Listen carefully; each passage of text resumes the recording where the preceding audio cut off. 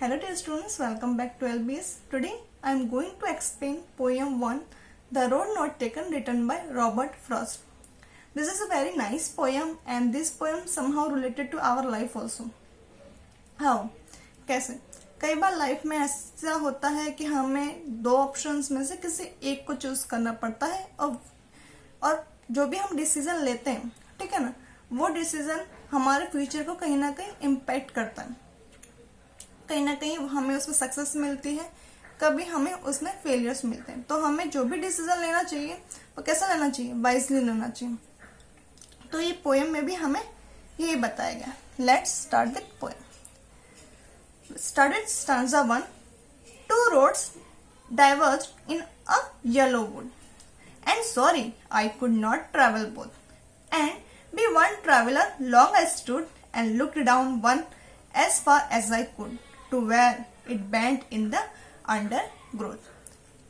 अब मीनिंग देख लें। डाइवर्ज मतलब सेपरेट होना, ठीक है। Yellow would, a forest with a decomposing leaves, undergrowth, dense growth of plants and bushes means the forest. Okay, तो यहाँ पे पोएट है, ठीक है। अब यहाँ पे दो रास्ते सेपरेट हो रहे हैं। कहाँ पे? फॉरेस्ट में। येलो वुड मतलब फॉरेस्ट की बात की गई है, ऑटम सीजन की बात की गई है। ऑटम सीजन में क्या हो जाता है, जैसे कि आपको आपके स्लाइड के फर्स्ट में बताया गया, देखा होगा आपने कि यहाँ पे दो रास्ते हैं, ठीक है, टू पाथ्स हैं, डाइवर्ज हो रहे हैं, सेपरेट हो रहे हैं, ठीक है ना। In a yellow wood and sorry I could not travel both. अब एक टाइम पे आप दोनों रास्तों पे तो नहीं जा सकते ना। And be one traveller, long I stood, मैंने एक ट्रैवल की तरह मैं वहां पे खड़े रहते हुए मैंने बहुत सोचा।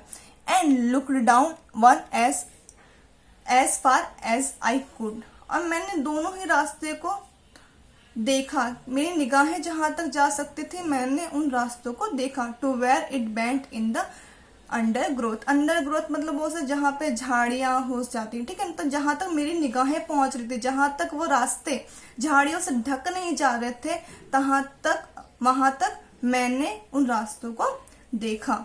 यानी वहीं पे वो खड़े हुए हैं, वहां पे ही, जैसे आपको इमेज में देख रहा है, एक पर्सन है, वो खड़ा हो रहा है, वो सोच रहा है कि कौन सा रास्ता वो ट्रैवल करिए। दूर तक वो रास्ते में देख रहे हैं, जहां तक उनकी नजर वो रास्ते तक जा रही है। Okay, now stanza 2. Then took the other just as fair and having perhaps the better claim, because it was grassy and wanted wear. Though as for that the passing there had warned them really about the same. अब यहाँ पे meaning देख लेते हैं। Fair, as good as the other one, यानी दूसरों से अच्छा होना। क्लेम मतलब बेटर ऑप्शन। ग्रेसी मतलब unused, wanted wear had not been used. अब यहाँ पे पर्सन जो पोएट बोल रहे हैं कि मैंने दूसरा ऑप्शन चूज किया, मैंने पहला छोड़ के दूसरा ऑप्शन चूज किया, मुझे वो उससे बेटर लगा, फेयर लगा, इसके लिए मैंने दूसरा ऑप्शन चूज किया। क्लेम मतलब बेटर ऑप्शन। ओके, बिकॉज क्यों मैंने चूज किया, क्योंकि ये ग्रेसी है एंड वांटेड वेयर। ग्रेसी मतलब यहाँ पे जो पाथ है वो एकदम हरा भरा है, और वांटेड वेयर यानी वहां पे ज्यादा लोग वहां से गए नहीं है। वांटेड वेयर मतलब यहाँ ज्यादा यूज नहीं हुआ है। यानी जो पोएट ने दूसरा ऑप्शन चूज किया वो ऑप्शन कैसा था, जहां पे बहुत कम लोग वहां से उस रास्ते से गए थे। Though as for that the passing there, जैसे ही मैं उस रास्ते से गया, had worn them really about the same, मैंने महसूस किया, मुझे पता चला कि दोनों ही पाथ सेम हैं, ठीक है ना। यानी ये स्टांजा 2 में क्या बताया है कि पोएट ने दूसरा रास्ता चूज किया। क्यों चूज किया, क्योंकि वो रास्ते पे बहुत कम लोग ने ट्रैवल किया था। कई बार हम लोग भी सोचते हैं ना कि हम लोग कहाँ ट्रैवल करते हैं, हम लोग जहाँ पे बहुत सारे लोग जाते हैं तो कई लोग वहीं पे ट्रैवल करना शुरू कर देते हैं, ठीक है ना।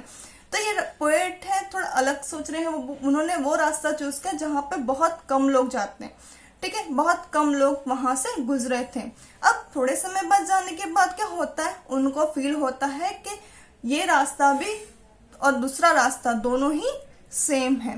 Okay, stanza 3 and both that morning equally lay in leaves, no step had trodden black. Oh, I kept the first for another day, yet knowing how way leads on to way, I doubted if I should ever come back. अब यहाँ पे poet बोल रहे हैं कि दोनों ही रास्ते में मॉर्निंग तो सेम ही होगी, ठीक है ना। वहां पे ऐसा तो नहीं है कि उस रास्ते में शाम होगी, इस रास्ते में मॉर्निंग होगी। दोनों ही बोल रहे हैं कि दोनों रास्ते में मॉर्निंग ही सेम होगी। In leaves no step had trodden black. अब यहाँ पे ट्रॉडन मतलब वॉक्ड ओवर, जहां जिस पाथ से वो जा रहे थे, जिस रास्ते से जा रहे थे, वहां के जो लीव्स थे, जहां के रास्ते पे, वहां के लीव्स के ऊपर कोई भी उसके ऊपर से चला नहीं था। Oh, I kept the first for the another day. यानी ये पोएट बोल रहे हैं कि जो दूसरा रास्ता मैंने फर्स्ट रास्ता था जो मैंने नहीं चूज किया, उसको मैं किसी और दिन ट्रैवल कर दूंगा, yet knowing how way leads on to वे। अब यहाँ पे पोएट बोलते मुझे पता भी है कि ये रास्ता जो उन्होंने चूज किया उसके आगे भी दूसरे ऐसे रास्ते होंगे जिसमें से उनको चूज करना पड़ेगा। जैसे कि एग्जांपल मैं देती हूँ, कई बार आपने कॉमर्स चूज किया, कॉमर्स के बाद भी आपके डिफरेंट लाइन्स, उसमें भी आप चूज करोगे, ठीक है। तो यहाँ पे पोएट बोल रहे हैं कि मैं फर्स्ट जो ऑप्शन था वो मैं किसी और दिन उस पर ट्रैवल करूंगा, पर उनको ये भी पता है कि जो रास्ता उन्होंने चूज किया है, ठीक है ना, उसमें भी दूसरे ऑप्शंस उनको मिलेंगे फ्यूचर में, ठीक है ना। अब ये बोले आई doubted if I should ever come back. अब यहाँ पे पोएट बोलते हैं मुझे डाउट भी है कि मैं फिर से वापस शायद मैं जा भी नहीं सकता, क्या मैं वापस उसमें जा भी पाऊंगा, कम बैक। अगर आपने जैसे एग्जाम्पल कॉमर्स आपने चूज किया तो वापस से आप दूसरे बाद में मूव बैक करना इट इज डिफिकल्ट, ठीक है ना। अब उससे वहां से आप आगे जाओगे, उसके कम बैक तो नहीं करोगे ना, ठीक है। तो यहाँ पे पोएट बता रहे हैं कि यहाँ पे जो रास्ते उन्होंने चूज किया वहां पे बहुत ही कम लोग ट्रैवल कर रहे हैं। वो ये भी बोल रहे हैं कि वो पहला जो ऑप्शन है वो किसी और दिन वहां पे ट्रैवल करेंगे, पर उनको ये पता है कि वहां से कम बैक करना डिफिकल्ट है। जो भी ऑप्शन उन्होंने चूज किया है उसके आगे भी उनको ऐसे दूसरे ऑप्शंस मिलेंगे।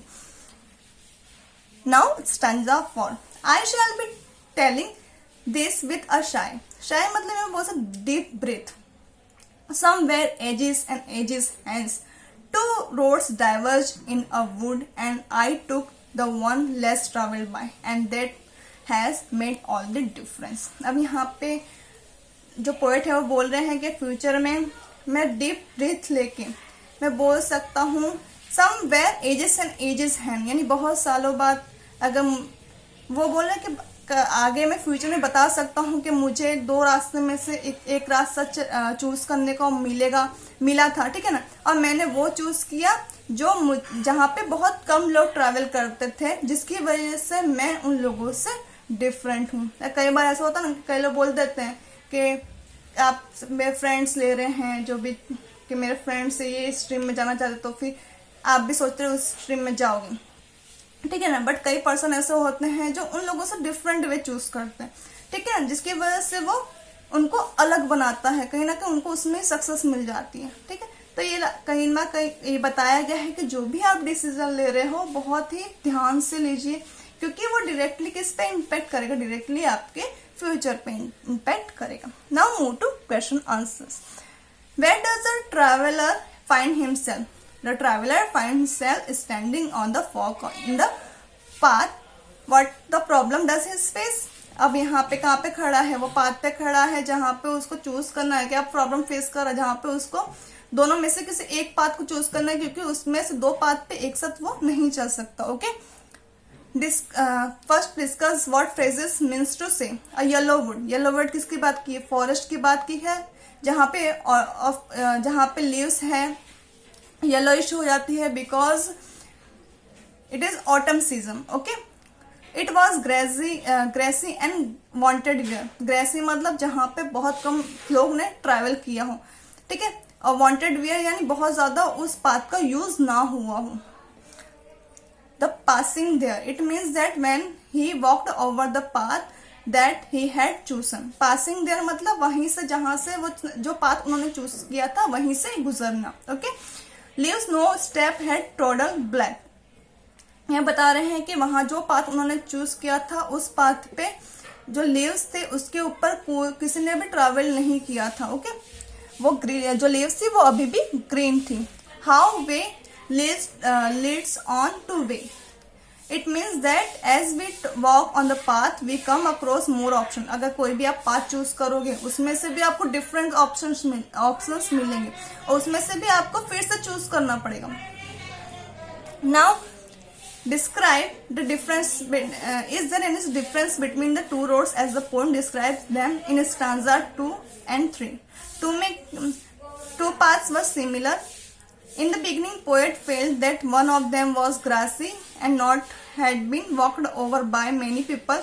यानी अब यहाँ पे आपको पोएम 2 और 3 में डिफरेंस क्या है। जो उन्होंने पाथ चूज किया था पहले देखते हैं कि वो पाथ है वो ग्रासी है, उसमें बहुत सारे लोगों ने ट्रैवल नहीं किया था, but after some distance, after थोड़े समय बाद जहाँ पे वो जिस रास्ते से वो जाते हैं वो रियलाइज करते हैं कि दोनों ही रोड सेम है। In last two lines of the poem में क्या बताया गया? Poet talk of the initial decision when he thought that roads were different and choose the one that has been walked over by lesser number of people.